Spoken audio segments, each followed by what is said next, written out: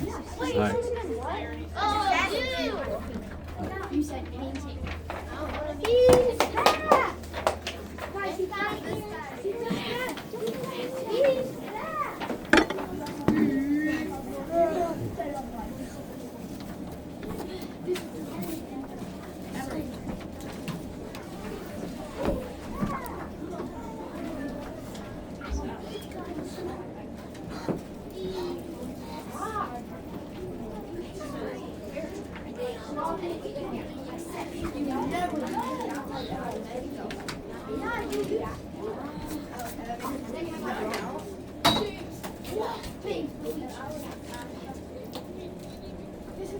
Where'd you go this time, mister?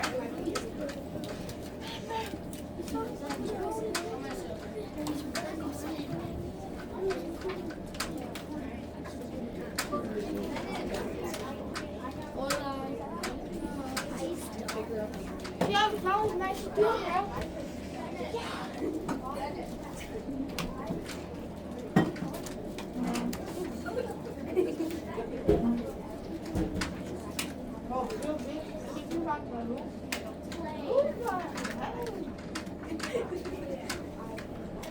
All right, good job coming in and getting quiet. We have our special guest, the storyteller today.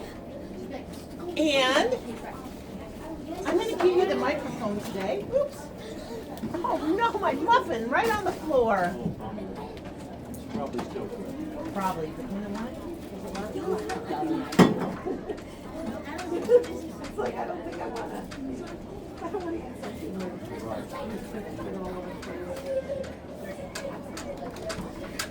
Miss Hilton. All right. How's that? Beautiful. You gonna put it up in the room? Yeah. I can put it up. Hey, thank you. All right, guys and girls. Dylan, you're not gonna make any extra noises. Move forward if you'd like to, so you can hear well and listen. Because we're gonna have a treat here with a story, and as always, you know, some real interesting photographs at the end. So, yeah, get yourselves comfortable. If you want to cushion, sit on the floor, do that, okay? All right. Yeah, I tend to like fairy tales and also stories of adventure, excitement, and danger. And the Jackson. second one, that's what this one is. It's Stay about there. a young girl, 14 years old, that lived in Alaska with her dad and mom. And her dad always was a dog musher. He always had a bunch of dogs out there. All right, In the kiddos, it's wintertime, not snapped yet. Go ahead and find a seat. He would use his dogs to go out and check his trap lines. He ran traps in the winter to catch animals to sell their fur. And so he taught his daughter how to mush, and she loved it. 14-year-old Victoria. And Hello, Bill. I said no. when she was out there with her dogs, running in the snow, you know, with the breeze and all the evergreens covered with snow, and the dogs were so happy. She absolutely loved it. It was freedom, and it was like the best thing in her life. But there was an accident. Where one day, Victoria was going to go with her dad to check his trap line. They did that a lot. Sometimes they even camp overnight in the winter time. You know, they know how to do it. Stay warm. And but Mom wanted Victoria to stay home and go shopping or something. And so Dad went alone. He didn't take his dogs. He just took his snowshoes. And he was crossing a frozen river, and there can be sections of ice that are thinner because the water moving underneath. And he broke through the ice, and he did not survive. Which is really hard for Victoria and her mom. And one of the big worries Victoria had is that her mom was going to move them to Seattle, to where Grandma lived. And then she couldn't take her dogs, you know. It doesn't snow a whole lot in Seattle. And she just wouldn't go. But she was only 15. And she'd have to do what her mom said. So, Victoria kept entering in dog sled races. They have several classes for young people. And she really wanted to win in memory of her father, everybody was saying her dad taught her really well how to run dog sleds. And with dog sled races, what matters most is how well you take care of your dogs. Because the way the rules are is they're veterinarian checkpoints. And if a dog is injured or sick, they pull it out of the race. And you can't add another dog to the race. So it doesn't matter if you're a boy or a girl, it matters how well you take care of your dogs. And she almost won, but she needed some better dogs. And then her uncle told her that a man named Mr. Cook had lost his job and he was going to sell his sled dogs. And Cook had won many races. He had champion sled dogs. And Victoria, if she had a couple more good sled dogs, she might start winning these races. And so she asked her mom if she could go over and if her mom would drive there and she could talk to Mr. Cook and make arrangements to buy a couple of his best sled dogs. She wanted to be the first one here.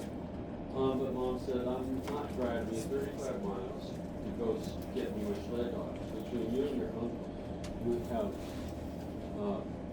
16 sled dogs. You can move that over to that table. Okay, because the camera's facing us tilted. Oh, no. It's what? That's scary. She said it was facing me. And I said, that's scary for you if you recorded me. Oh. No, just kidding. That's good now. Okay. Is it good now? Yeah. Yeah. Thank you. You're welcome. Thank So- you, Charlie. You're welcome. And so, Mom wouldn't take her, and it was a Monday, Mom went to work, and Victoria, she was naughty, she decided to go anyway. Her first thought, she would drive her dad's old truck, but she was small for her size, and if a policeman saw her with this little person on the road driving a big truck, she might get pulled over.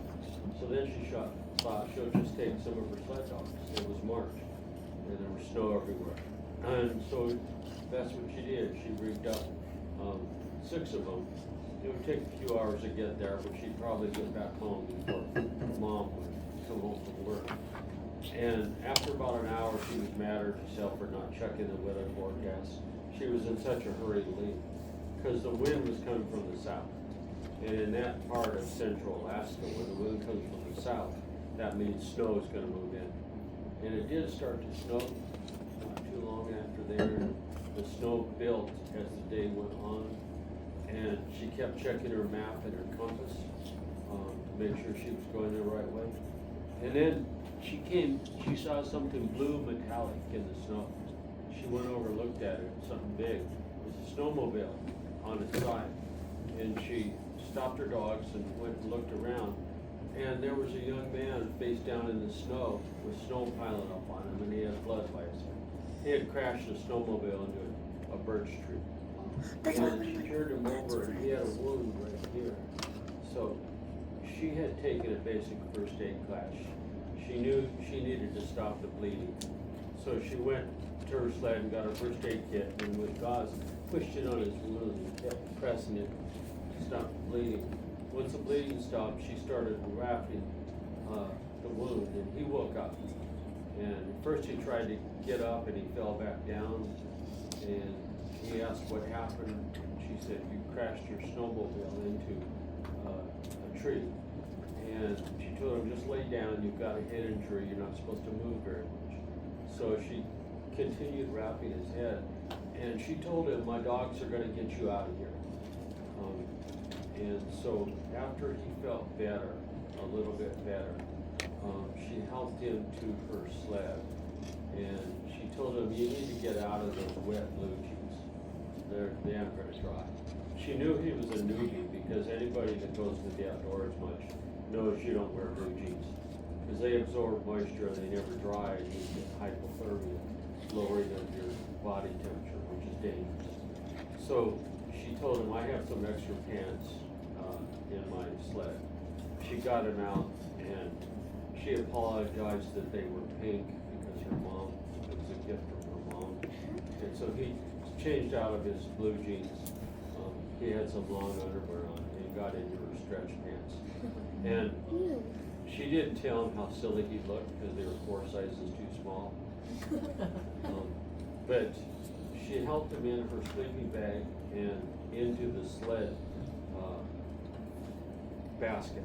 It's a special compartment where you put your gear in your sleeping bag, and you can actually sleep in there and zip it up. It's got a cover. So she put him in there, and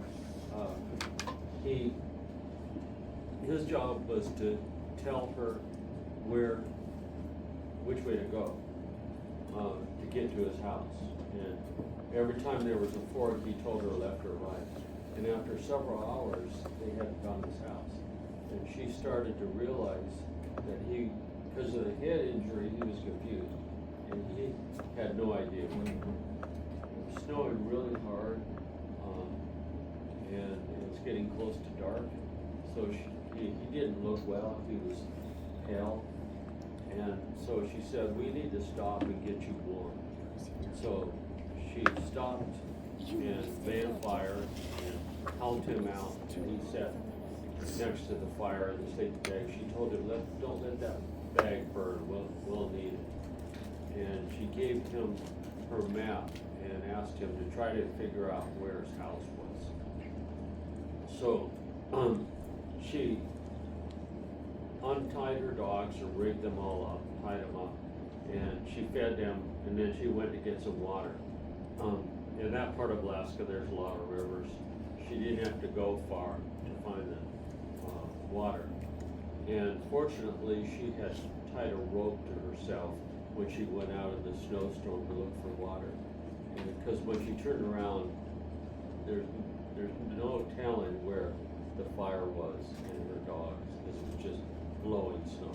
So she followed the rope back and gave water to all her dogs. And then she sat by the fire with him. He said his name was Chris, and he moved from Toronto 3 days ago. And that made sense. He wasn't an outdoorsy person. He grew up in the city of Toronto. He moved with his mother. And so she went and got some food out of her sled. She didn't have much, but he snarfed down the sandwich. She was really hungry. And all she had was a few big noodle cookies. She saved the rest for the morning. And she told him, we're going to have to share the sleeping bag. And you can't tell anybody. It's either that or one or the other of us will freeze to death tonight. It was snowy and cold. So her dogs were okay. Her dogs are used to that cold weather. They would dig little holes in the snow and let the snow pile up on them, and they'd have a little snow can, which would get warm. And he got in the sleeping bag first because he was bigger. And they took their coats off and put them on the bottom of the platform in the basket where it would be cushioned. And then she got in. It took them a while to get situated, but they were both so tired that they fell asleep and slept most of the night. In the morning, the snow had stopped, but it had snowed a lot. And so she made the fire, they got warm, and ate the rest of the food she had, some sausages. She fed her dogs again and rigged them up, and they started out. But there was so much snow that Victoria had to walk in front with her snowshoes to break the trail for the dogs, and they would just follow behind her, pulling the sled, and Chris was in the sled. And by the afternoon, they were really hungry. There was no more food left. But they lucked out in a couple ways that day. The first one was that they came to a moose that had been killed by a pack of wolves, and there was still meat left on it. So she stopped the sled and unrigged her dogs for a while, let them rest. She cut off the meat and she fed her dogs first. Her dogs always came first. And then she cooked the meat in the fire, and it actually tasted really good. When you're hungry, food tastes good. Yeah. And so they started on, and it was almost dark, and they hadn't found anywhere yet.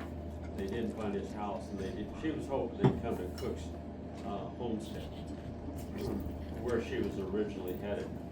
And they came to a cabin though. It was locked, but in the bathroom behind the toilet paper roll, they found the key. And inside, there was actually dog food and cans of food in the cupboard and a wood stove. So once again, she took care of her dogs first and fed and watered them. And they cooked food in the wood stove. Chris had made a fire in the stove. And there was chili, and they made hot chocolate. And it actually was a pretty nice evening.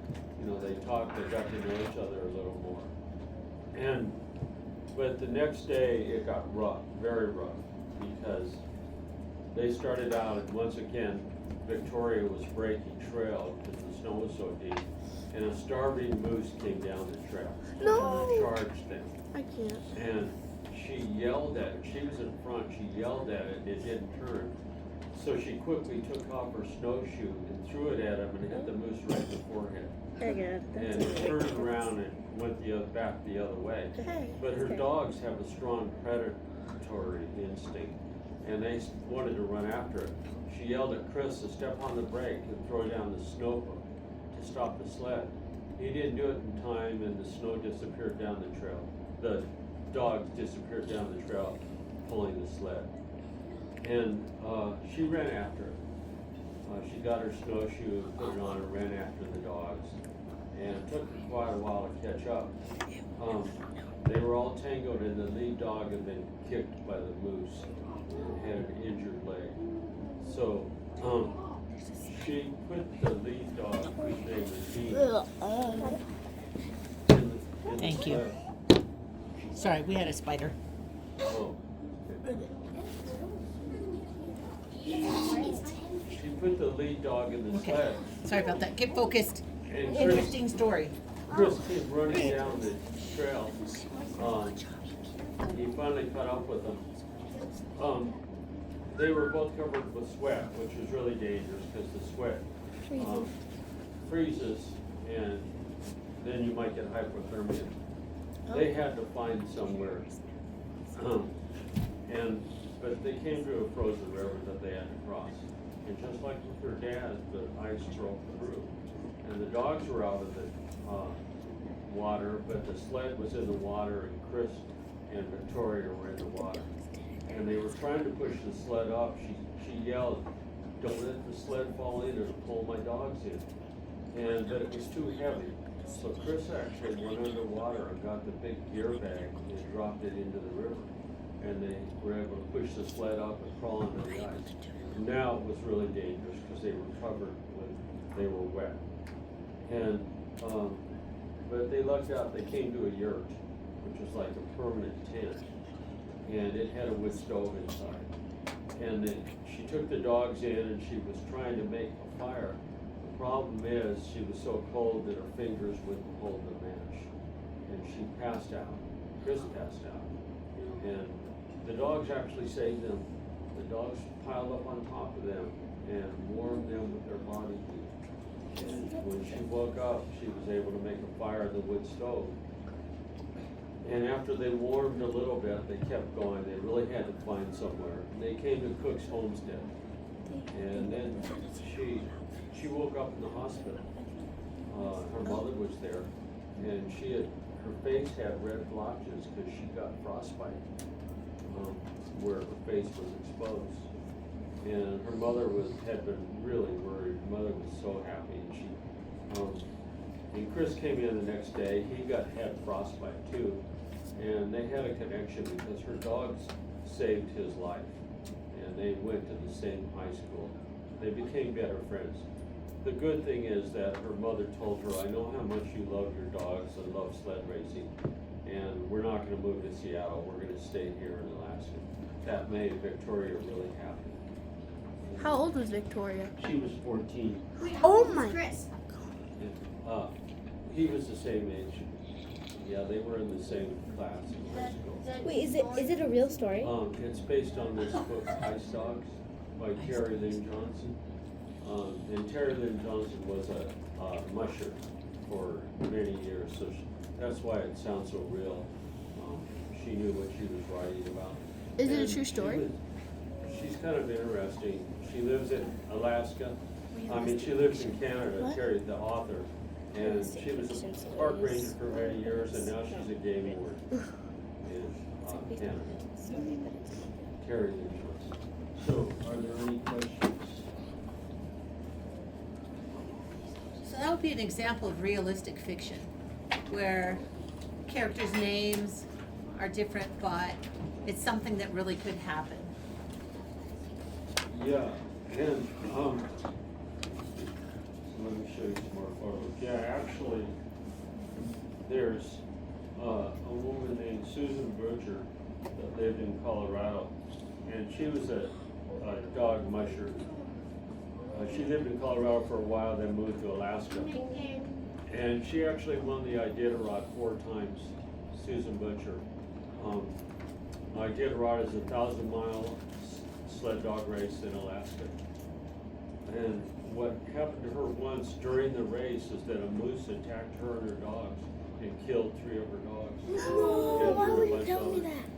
And so that really does happen. Another time, she was with her dogs on a mountain, and her lead dog would not go anymore, and he wouldn't listen to her. And not long after that, the snowy trail fell off the side of the mountain. So her lead dog saved her. Oh, the dog Let's saved see. her because if she went that. There's actually young people dog mushing races, and there's several classes in Alaska. And the 1 dog class is you have to be 3, 2 dog you have to be 7, 3 dog you have to be 10, 4 dog 12, 6 dog 14, and 8 dog class you have to be 16. And in the 2 upper classes, they actually spend a night on the trail with their dogs. And what they do is, just like Victoria, they can sleep in their dog sled. There's a platform that they can put a sleeping bag on. Do you need 12? You need to be 12 to ride 4 dogs, right? Or was it 11? That for the multiple dog classes, you have to be older. It takes more skill to run with a bunch more dogs. There's Northern Lights. There's a dog sled. Is that you? They have little boots. They're so cute. So their paws don't freeze to death. Yeah, but it's cute.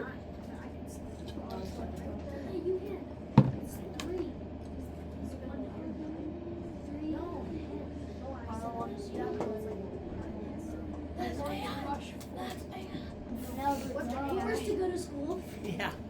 So I want to be watching horses go to school. I have some really cool videos. Okay, so let's watch here.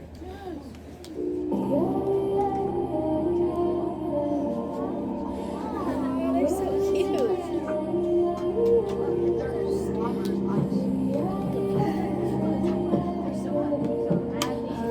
Dogs love to run. Wait, do the 23 one.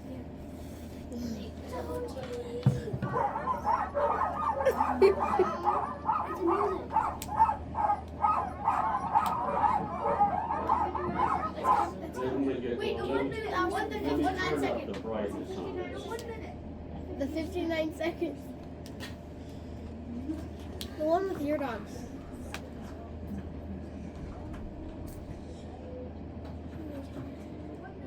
And here's some sled dog puppies. Wait, you were on it? Okay.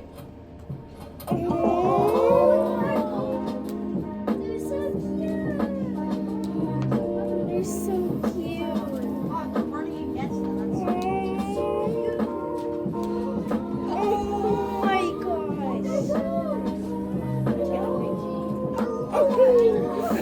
gosh. Makes you just want to howl, doesn't it?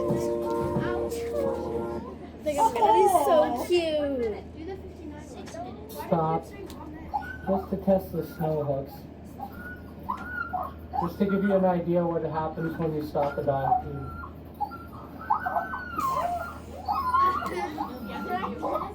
They're like 5th graders before recess. Get us out of See, horses don't do that well up in Alaska. There's nothing to feed them in the winter, and they have trouble going through the deep snows. Dogs are really good. And here she's talking about how the So dogs I'm stay getting a lot warm. of questions, reoccurring comments in my comment section about my dog yard, and I wanted to show you guys a couple things and explain. So let's go.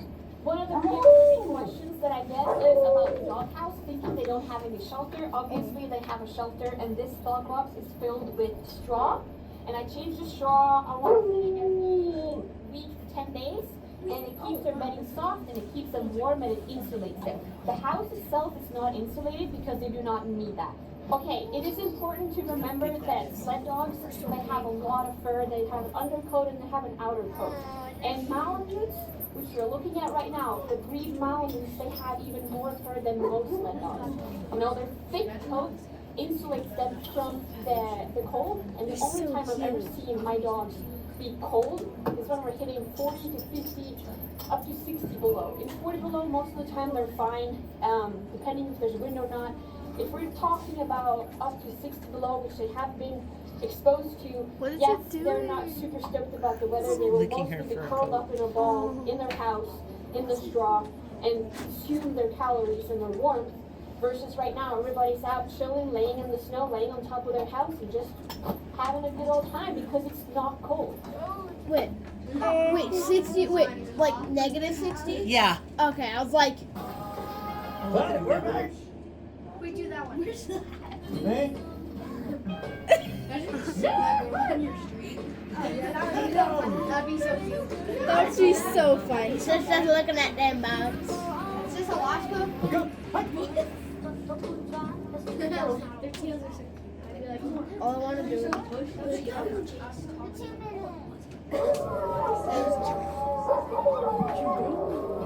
Oh my, okay.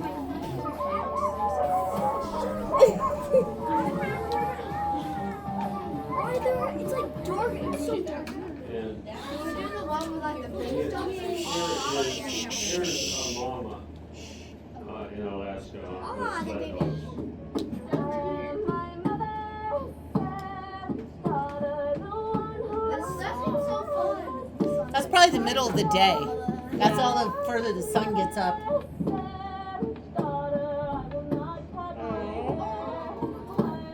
the baby's just like, get me out of here. Yeah, the baby's like, I want to be on the Look at beach. this. Oh my god. Run, Santa's gonna make it to town. Their faces are like.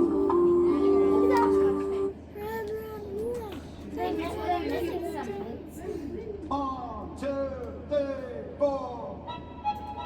I wonder how much money they actually spent on bridges because losing them. I wonder how much money it costs to buy all those dogs. I know. $15,000. That's about like how light it is in the middle of the day. Let's see what else. Oh, winter. Baby dog, baby dog, baby dog, baby dog.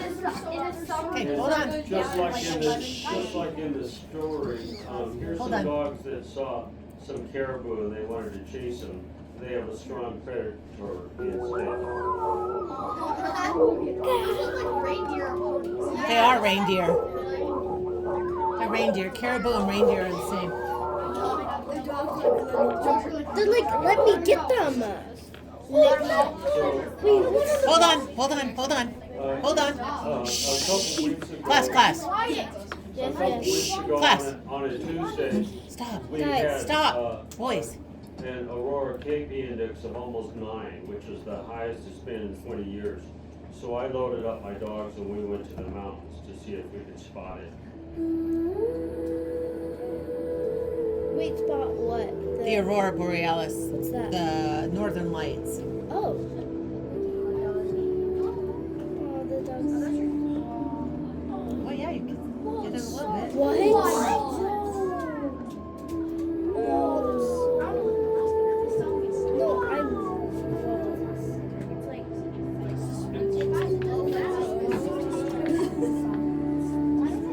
That was really neat. It was very, we were at 11,000 feet. Stop talking, real and quick. It was Yeah. windy, really, really cold. We haven't had a lot of snow this winter time, but, about a month ago it snowed on a Friday, so I took my 2 border collies out. This is Clear Creek, just around the corner. The one with the blue, he's only 8 months old. He's bigger than Jess. And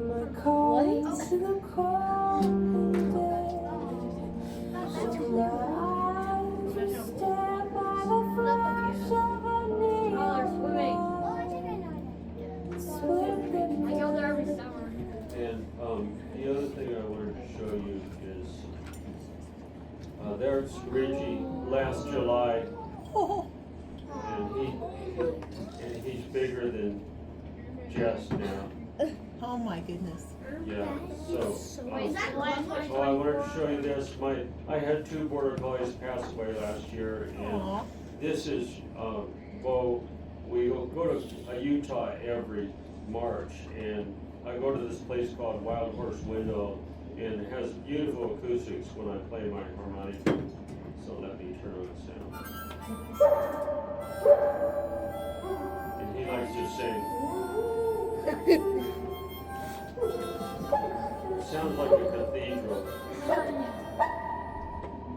Let me start it.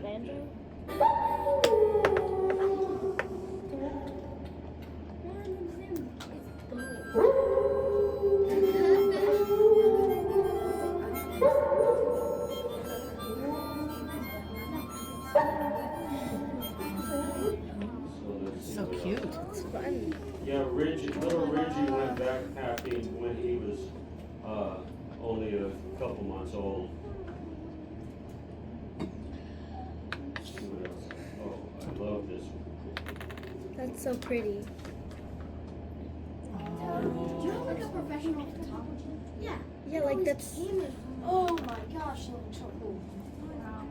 I know, it's incredible, isn't it? Yeah. We're gonna go backpacking on Sunday, Where are you going? up south of Buffalo Creek. Okay. Wait, where's that? It's in south of Buffalo Creek.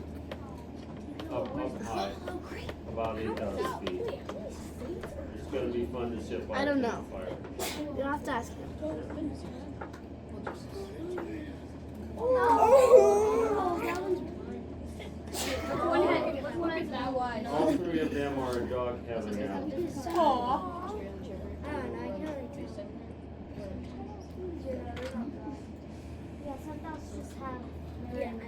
Gorgeous. Really pretty. Where is that?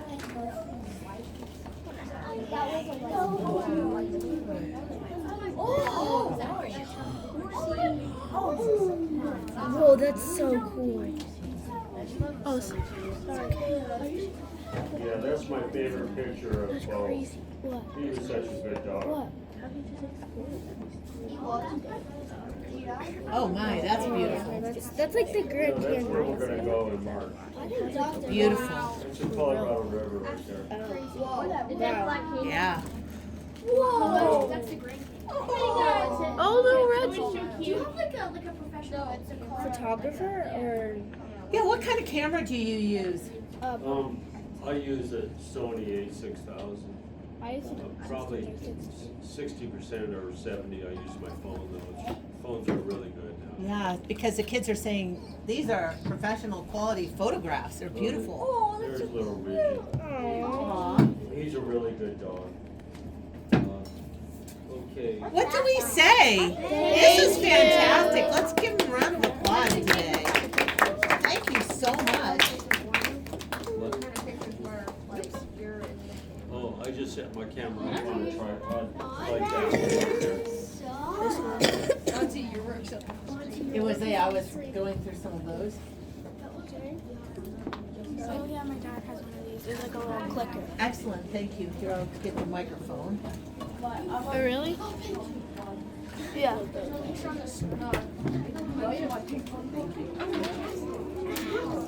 Thank you for coming. That was fantastic.